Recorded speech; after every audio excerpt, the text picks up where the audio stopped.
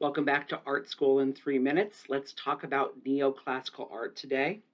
Neoclassical is new classical. That's what neoclassical means. And it is actually a very distinctive period of time. It is Western and especially European art from 1760 up until about 1850.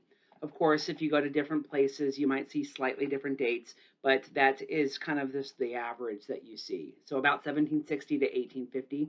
And it is a art form that is really a reaction to the previous art movement that was popular called the Rococo. Uh, Essentially, the previous art movement, Rococo, was all about opulence. Everything was really bright, beautiful. It was meant to be awe-inspiring and almost angelic feeling when you look at it.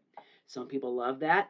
Some people look at it as, ugh, it's just too much. And so that is basically the reaction when it comes to neoclassical. In fact, what they are really doing, and by the way, if you see me looking over here, I'm looking at notes. Basically, it's about a return to antiquity. They believed that ancient art, especially Roman and Greek art, got it right. And so they wanted to get people back to that. And so the focus was really on simple, elegant, and straightforward themes that were done in a style that was very much reminiscent of the Greeks and the Romans. You're seeing some examples now where you can see that it's very straightforward art. Some people would see it as being kind of academic and doesn't have a ton of individual feeling. It seems like they are constantly looking back instead of trying to look forward.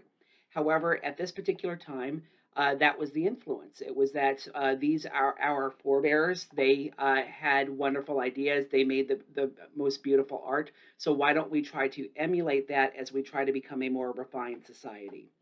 It was also, of course, just a reaction to the opulence of Rococo, and we just didn't want that anymore. We wanted to get away from it being gaudy and talking more about, okay, this is who we are as people.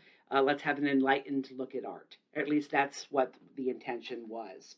So classical focus versus opulence when you're talking about neoclassical. It's usually relatively simple. There's a focus on elegance to it, and it is a movement that actually was around for a long time. If you look at that 1760 to 1850, it's almost 100 years where people were really influenced by this in the art community. Hopefully this makes you a little bit more knowledgeable about this particular subject, and you'll keep coming back for more art videos. Bye-bye.